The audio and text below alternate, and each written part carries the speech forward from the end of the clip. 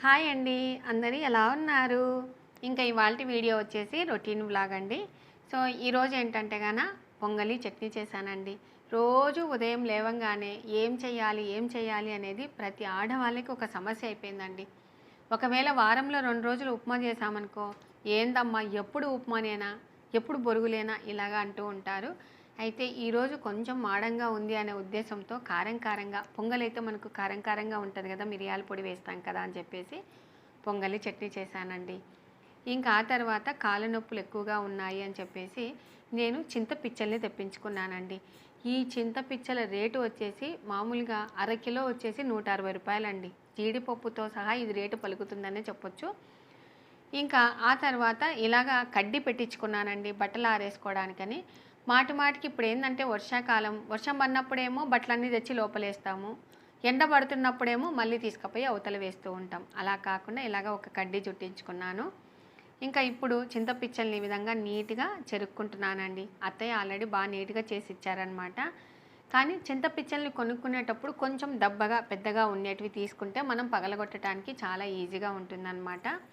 So అయితే వీటిని ఏంటంటే మనం మామూలుగా ఒక మందం పాటి పెన్నం తీసుకొని సిమ్లో పెట్టేసుకొని ఈ విధంగా వేయించుకోవాలండి. మనం వేయించుకోవటం కూడా ఇది కొంచెం కలర్ మారేంత వరకు, అంటే మనకు ఆల్రెడీ తెలుస్తుంది అనమాట. లాస్ట్లో చివరిలో కొంచెం చిట్పట్ అలా అంటూ ఉంటుంది అనమాట. అంతవరకు మనం వేయించుకోవాలి. కొంచెం పచ్చిగా ఉన్నాయనుకో తినలేమండి, అంత రుచి బాగోదన్నమాట. కాబట్టి బాగా ఈ కలర్ వచ్చేంత వరకు వేయించుకోవాలి. చూసారా ఇలాగనమాట. సో వీటిని మనం చల్లారబెట్టుకోవాలి. అంత లోపల చూడండి ఇక్కడ వర్షం పడుతుంది. సరే అని చెప్పి పైకి వచ్చేసాను. ఈ వర్షం కూడా పూర్తిగా పడదండి, మళ్ళీ కొంచెం సేపటికి ఎండొస్తుంది అనమాట. అని బట్టలన్నీ తీసేసి ఇంకా యువతల వేద్దామని చెప్పేసి వేస్తూ ఉన్నానండి. నిజంగా వర్షాకాలం చాలా సమస్యలండి. మనం అనుకుంటాము వర్షం పడలేదని. వర్షం పడినప్పుడు వర్షాల సమస్య, ఎండబెట్టినప్పుడు ఎండాకాలం సమస్య, ఏదో ఒకటి సమస్యలు అయితే ఉంటూనే ఉంటాయి కదండి. ఇంకా ఈ విధంగా ఆరేసానమాట. అందుకు నేను ఏమంటున్నా అంటే ఈ విధంగా మనం వర్షాకాలంలో లోపల ఆరేసుకున్నామనుకో ఒకేసారి అవి ఎప్పుడన్నా ఆరని దిగులు అనేది ఉండదు. ఇంకా ఆ తర్వాత చూడండి ఎండబెడుతుంది. సరే అండి, ఇంకా ఈరోజు మామూలుగా ఈ విధంగా ఇలా ఉన్నప్పుడు ఏం చేస్తానంటే ఎక్కువ శాతం నేను సాయంత్రం పూట ఏదో ఒక స్నాక్ ఐటెం చేస్తానండి అని చెప్పేసి ఈరోజు వెరైటీగా రాగి బోండాలు తయారు చేసుకుందామండి. అయితే నేను 1 కప్పు బొంబాయి రవ్వను తీసుకొని ఈ విధంగా ఒక మిక్సీలో వేసేసుకొని ఇలాగ మిక్సీ పట్టేసి అందులో వేసేసాను. ఇంకా 2 కప్పుల రాగి పిండి వేసాను. అలాగే 1.5 కప్పు పెరుగు వేస్తున్నానండి.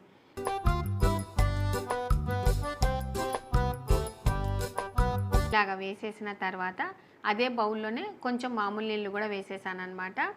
ఇంకా ఇప్పుడు ఇలాగ బాగా కలుపుకోవాలి. ఫస్ట్ పెరుగంతా మనకు పిండికి అలాగే రవ్వకు ఇలాగ బాగా పట్టుకున్న తర్వాత మనము ఇలాగ పోస్తూ ఈ కన్సిస్టెన్సీ ఉండేలాగా కలుపుకోవాలండి. మనము ఏదైనా కూడా బోండాలకైనా బజ్జీలకైనా పిండి ఎంత బాగా కలిపితే అంత పొరలుగా వస్తాయండి. మీరు బాగా గమనించండి. బోండాలు కూడా నేను చాలాసార్లు చూపించాను. అయితే మైదా పిండి కదా, చాలామంది హెల్త్కు మంచిది కాదని చెప్పేసి మైదా పిండి వాడటం లేదనమాట. అయితే మనం ఇప్పుడు హెల్తీ రెసిపీ చేసుకుందాం అనే ఉద్దేశంతో రాగి పిండితో చేస్తున్నానండి. ఇంకా ఇప్పుడైతే రాగి పిండిని ఒక 10 నిమిషాలు నానబెట్టుకోవాలండి. అంత లోపల వీటిలోకి పచ్చిమిర్చి, కరివేపాకు, కొత్తిమీర, అల్లము, ఆనియన్స్ ఇలాగ అన్నీ సన్నగా కట్ చేసుకుంటున్నానండి. ఇవేంటంటే మనకు కరివేపాకు సన్నగా కట్ చేసి వేసామనుకో బోండాలలో వేగిన తర్వాత మనకు మంచి ఫ్లేవర్ అనేది వస్తుందండి. కొత్తిమీర కన్నా కరివేపాకే మనకు మంచి సువాసన వస్తుందన్నమాట. సరే అని చెప్పేసి అన్నింటినీ ఇలాగ సన్నగా కట్ చేస్తూ ఉన్నాను. ఇప్పుడు ఏంటంటే పచ్చిమిరపకాయలు మామూలుగా ఈ సీజన్లో కొంచెం కారం ఉండవండి. అయినా కూడా పచ్చిమిరపకాయలు ఒక్క పచ్చిమిరపకాయ అయినా ఎంత మంట ఉన్నాయంటే అమ్మో చూసుకొని వేసుకోవాలనిపించిందండి. గ్యాస్ ట్రబుల్ ఉన్న వాళ్ళు కారం తింటే మాత్రం దుమ్ములు వేసిపోతాం, అంతే కదండి. ఇంకా ఇప్పుడైతే అదే బాండిని నీట్గా కడిగేసి చింతపిచ్చలు వేయించాం కదా, ఆ బాండిని నీట్గా కడిగేసి ఆయిల్ పోసేస్తూ ఉన్నాను. ఇంకా ఈ పిండిని మాత్రం మనము ఒక 10 నిమిషాలు నానబెట్టుకుంటే సరిపోతుందండి. ఇంకా ఇప్పుడు చూసారా ఉప్పు, అలాగే ఇంకా వీటిలోకి ఆనియన్స్, పచ్చిమిర్చి, అలాగే జీలకర్ర మనం కట్ చేసుకునేటివన్నీ ఇందులో వేసేసానండి. కరివేపాకు, కొత్తిమీర. మనము కలిపేటప్పుడు ఈ కన్సిస్టెన్సీ ఉంటే మనం హ్యాపీగా వడలు కూడా వేసుకోవచ్చండి. వడలు ఎక్సలెంట్గా ఉంటాయండి. మనము మామూలుగా నాన్ వెజ్ రెసిపీస్లలో కూడా రాగి వడలు చాలా బాగుంటాయి అన్నమాట. ఇంకా ఆ తర్వాత నేను బోండాలు చేసుకోవాలి అని చెప్పేసి హాఫ్ టీ స్పూను వంట సోడా వేసేసి ఈ విధంగా కొంచెం నీళ్లు పోసేసి ఇలాగ కలుపుకుంటూ ఉన్నాను. సో కలిపేది మీకు బాగా తెలుసు కదండి. ఒకే డైరెక్షన్లోనే ఒకే విధంగానే మనం ఇలాగ బాగా కలిపామనుకో మనకు చక్కగా బోండాలు అనేది చాలా బాగా వస్తాయి అన్నమాట. ఇంకా ఇప్పుడు ఆయిల్ బాగా వేడెక్కింది. ఈ విధంగా వేస్తూ ఉన్నానండి. నేను చేతితో ఇలా ఇలా అంటూ ఉన్నాను చూడండి. అలాగా అని వేస్తేనే మనకు కొంచెం రౌండ్గా కొంచెం షేపు ఉండేటట్టుగా ఉంటుంది. మనకు చూడటానికి చాలా బాగుంటాయి. టక్కున తీసేసుకొని తినాలనిపిస్తుంది కదండి. సో ఇవి ఈ కలర్లోనే ఉంటాయండి. కానీ టేస్ట్ మాత్రం అమోఘం అండి. ఎప్పుడైనా మీరు వీటిని ట్రై చేశారా? ట్రై చేయకపోతే తప్పకుండా ట్రై చేయండి. ఎలా వచ్చాయో కామెంట్ పెట్టండి. ఈ వర్షాకాలంలో మెయిన్గా ఈ బోండాలు చాలా బాగుంటాయండి. ఇంకా ఉదయం పొంగలి చట్నీలోకి చట్నీ చేశాను కదా అని చెప్పేసి ఆ చట్నీనే సరిపోతుంది. నేను ఎప్పుడైనా చట్నీ చేసినప్పుడు కొంచెం ఫ్రిడ్జ్లో ఎత్తి పెట్టుకుంటానండి. సాయంత్రానికి ఏదైనా ఉపయోగపడుతుందని చెప్పేసి. ఇంకా ఒకవేళ వీటితో మనము వడలు చేసుకోవాలి అంటే ఈ విధంగా మనము ఒక క్లాత్ని ఒక బౌల్కి ఇలాగ కట్టేసి గట్టిగా మనము పిండి ఈ విధంగా పెట్టేసుకొని మనం ఇలాగ వేసేసుకొని అయినా కూడా వడలు చేసుకోవచ్చండి. మెయిన్ ఏంటంటే ఈ పిండి మాత్రం మందంగా పెట్టకుండా కొంచెం పలచగా పెట్టేసుకొని చేసినా కూడా బాగా ఉబ్బుతాయి. భలే టేస్ట్ ఉంటాయండి.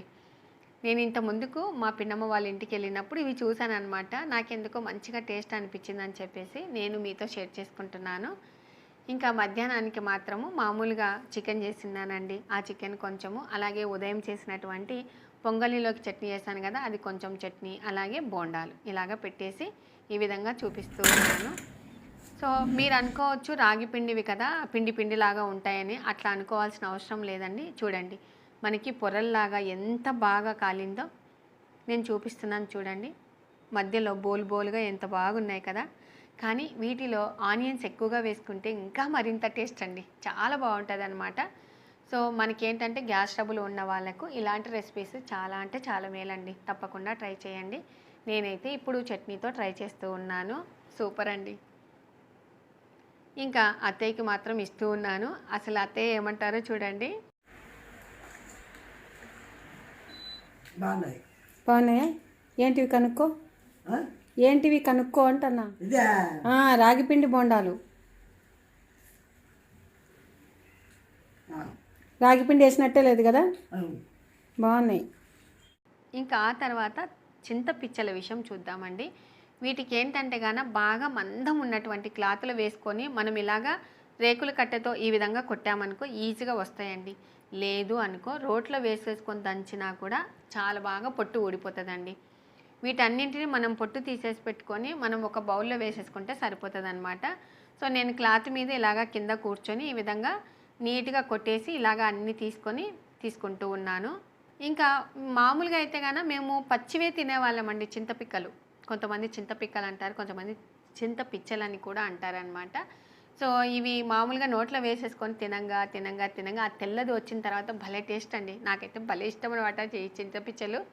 ఎక్కువగా అగ్గినిప్పులలో కాల్చుకునే వాళ్ళము. ఇంకా ఇప్పుడైతే కొన్ని పుచ్చిపోయినటివి అన్నీ తీసేసి బాగా నికరంగా ఉండేటివన్నీ తీసుకొని ఇలాగా ఒక గాజు బౌల్లో వేసేసుకొని మనం ఏం చేయాలంటే ఇవి రోజుకు 2-3 మాత్రమే నానబెట్టుకోవాలండి. వాటిలో కొంచెం నీళ్లు పోసేసి కొంచెం సాల్ట్ వేసుకున్నామనుకో అవి బాగా పీల్చుకుంటాయి. తినేటప్పుడు కూడా ఉప్పుగా చాలా బాగుంటాయి అన్నమాట.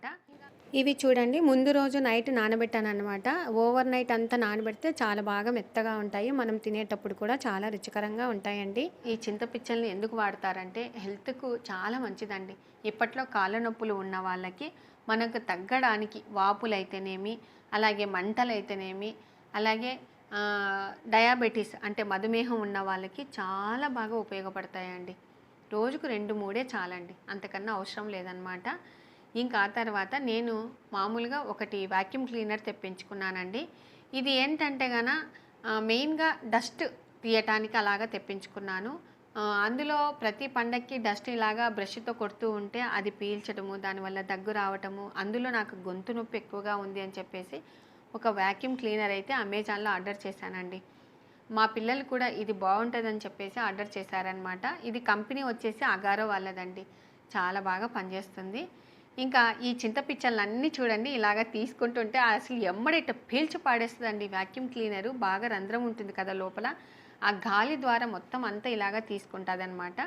సో వీటిని తీయటం కూడా చాలా ఈజీ మెథడ్ అండి. జస్ట్ ఇలాగ మనం పుష్ చేసి ఈ విధంగా తీసేసి మనము లోపల ఈ బాక్స్ని అప్పుడప్పుడు క్లీన్ చేసుకుంటూ ఉండాలండి. పార్ట్స్ చూపిస్తున్నాను చూడండి.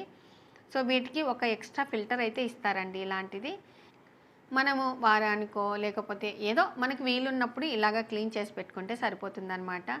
మెయిన్గా బూజులకు కానీ, అలాగే సోఫా సెట్లకు కానీ, బెడ్లు కొన్ని మార్చలేకుండా ఉంటాం కదండి, బెడ్షీట్లు అలాంటి వాటికి కానీ ఎక్సలెంట్గా పనిచేస్తుందండి. సన్న దుమ్ము కానీ తీసుకుంటుందండి, అంత బాగా పనిచేస్తుంది అనమాట. సో ఇంక ఇప్పుడైతే ఇలాగ ఫిట్ చేస్తూ ఉన్నాను. ఎంతమంది ఇళ్ళల్లో వ్యాక్యూమ్ క్లీనర్ యూజ్ చేస్తున్నారు అనేది కూడా తప్పకుండా కామెంట్ చేయండి. నేనైతే ఫస్ట్ సారి తెప్పించుకున్నాను, నాకైతే చాలా బాగా యూజ్ అవుతుందని చెప్పేసి మీతో ఈ వీడియోలో షేర్ చేస్తున్నాను.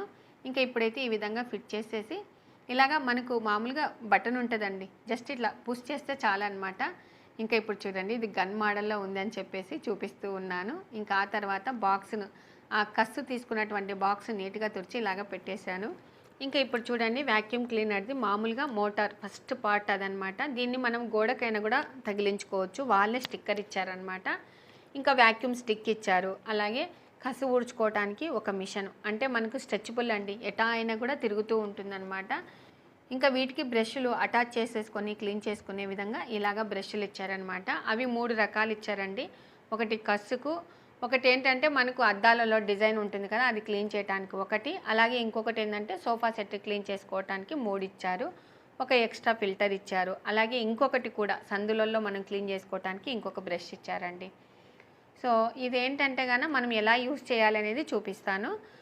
మెయిన్ ఏంటంటే కనుక మనం ఛార్జింగ్ పెట్టుకోవటానికి ఓన్లీ ఆ మోటార్ది చిన్నది అలాగా తీసేసి వాటికైనా కూడా మనం ఛార్జింగ్ పెట్టుకోవచ్చు.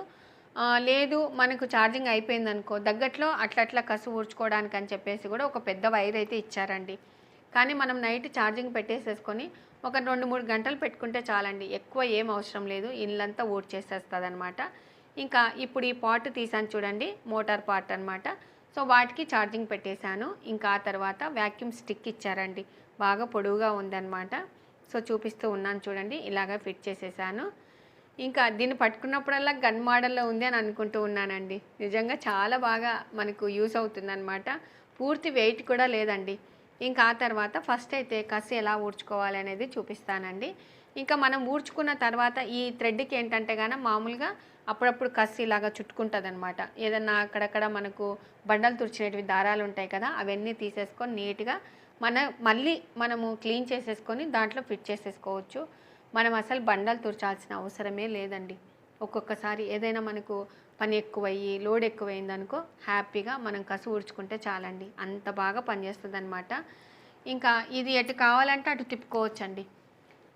దీని మెడ ఏంటంటే కనుక మనకు సందులలో కూడా మనం లోపలికి పంపించి ఇలాగా మనము యూస్ చేసుకోవచ్చు అనమాట. ఇప్పుడు చూడండి ఇలాగ ఫిట్ చేసిన తర్వాత మనం బటన్ ఇలాగ నొక్కేస్తే చాలండి. ఇంకా ఇది మాత్రము లో, హై, మీడియం అలాగా పెట్టుకోవచ్చు అనమాట. బ్లూ లైట్ ఉంటే లో అండి. ఇంకా ఆ తర్వాత పింక్ లైట్ వస్తే మీడియం అనమాట. ఇంకా ఆ తర్వాత రెడ్ లైట్ హై స్పీడ్ అనమాట.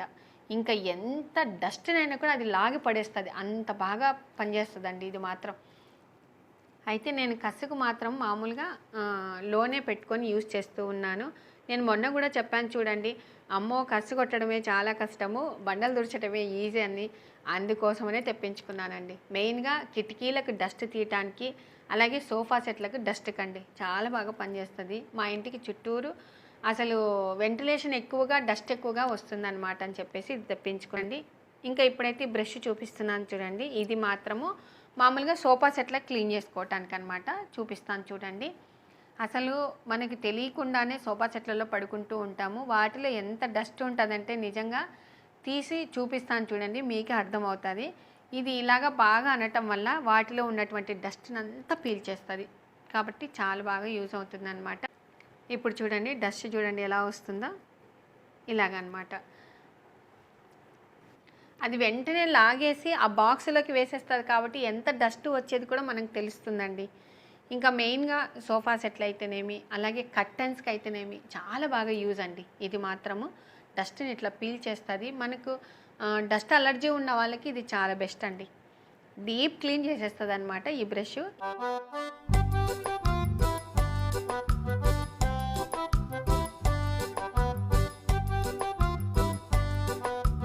ఇంకా ఆ తర్వాత మనము సోఫా సెట్లలో సందులలో కూడా డస్ట్ ఉంటుందన్నమాట. దాన్ని ఎలా క్లీన్ చేయాలి అనేది చూపిస్తున్నాను చూడండి. మెయిన్గా సందులలో ఉన్నటువంటివి, అలాగే మనకు ఇంకా మూలకు అందకుండా ఉంటుంది చూడ, అది కూడా మనం క్లీన్ చేసుకోవచ్చు అండి. స్టిక్ పెట్టుకొని మనం ఈ బ్రష్ని అటాచ్ చేసుకోవచ్చు అనమాట. ఇంకొకటి ఏంటంటే మనకు మెస్ కిటికీలు ఉన్న వాళ్ళకి ఇది చాలా బాగా యూజ్ అవుతుందండి. ప్రతిసారి తడి పెట్టి క్లీన్ చేసుకోకుండా ఇలాగ డస్ట్ క్లీన్ చేసుకుంటే మాత్రము మనకు చెక్క అనేది లైఫ్ వస్తుంది. అలాగే చెదలు కూడా రావండి. అసలు ఇట్లా ఇట్లా ఇట్లా అనంగానే ఆ డస్ట్ అంతా ఆ వ్యాక్యూమ్ క్లీనర్లోకి వచ్చేస్తుంది అనమాట. చూడండి, మెస్ చూడండి ఎంత నీట్గా అవుతుందో మీరే గమనించారు కదా. సో ఈ విధంగా మనం అన్నిటికీ యూజ్ చేసుకోవచ్చండి. ఇంకా ఆ తర్వాత మనకు మామూలుగా కొంతమందికి ఏంటంటే షోకేస్లలో మంచిగా డిజైన్ పెట్టుకొని చేయించుకుంటుంటారు. ఇప్పుడు కొత్త కొత్త మోడల్స్ వచ్చాయి కదండి, వాటికి కూడా మనం క్లీన్ చేసుకోవచ్చండి. ఇప్పుడు చూడండి, నేను మామూలుగా పిఓపికి ఇలాగా క్లీన్ చేస్తూ ఉన్నాను. మనము బూజు కొట్టే పొరకతో మనం క్లీన్ చేస్తున్నాం అనుకో, అక్కడక్కడ వాటికి ఏదో ఒకటి తగలడము, పెయింట్ పోవడం అలాగా ఉంటుందన్నమాట. దీంతో అలాగా ఏమీ పోవండి. మనకు చివర్లలో నీట్గా ఇలాగా క్లీన్ చేసుకోవచ్చు అనమాట. మెయిన్గా డిజైన్ ఉన్న వాటికి కానీ, అలాగే ల్యాప్టాప్లకు కానీ మంచిగా క్లీన్ చేసుకోవచ్చండి. ఇంకా ఆ తర్వాత డస్ట్ చూపిస్తున్నాను చూడండి ఎంత ఉందో. మనకు తెలియకుండా ఎంత పీల్చుకుంటున్నాం అనేది కూడా తెలుస్తూ ఉందన్నమాట. చూసారు కదండి ఇవాల్టి వీడియో. నేనైతే అగారో వాళ్ళ నుంచి మామూలుగా అమెజాన్లో బుక్ చేసుకున్నాను. వీటి డీటెయిల్స్ కావాలి అనుకుంటే నేను డిస్క్రిప్షన్లో ఇస్తాను, లింక్ ఒకసారి చెక్అవుట్ చేయండి. అలాగే ఇవాల్టి వీడియోలో మాత్రము తప్పకుండా రాగి బోండాలు ట్రై చేయండి. చాలా అంటే చాలా బాగున్నాయి. ఎంతమందికి తెలుసు అనేది కూడా కామెంట్ పెట్టండి. అలాగే ఇంకా చింత పిచ్చల గురించి కూడా చెప్పాను, తప్పకుండా తెప్పించుకోండి. లిమిటెడ్గా నానబెట్టుకోండి, తినండి. అందరికీ నచ్చుతుందనే ఉద్దేశంతో చేశాను. ఇవాల్టి వీడియో మీకు నచ్చినట్లయితే లైక్ చేయండి, షేర్ చేయండి, సబ్స్క్రైబ్ చేయండి. Thank you for watching. Bye అండి.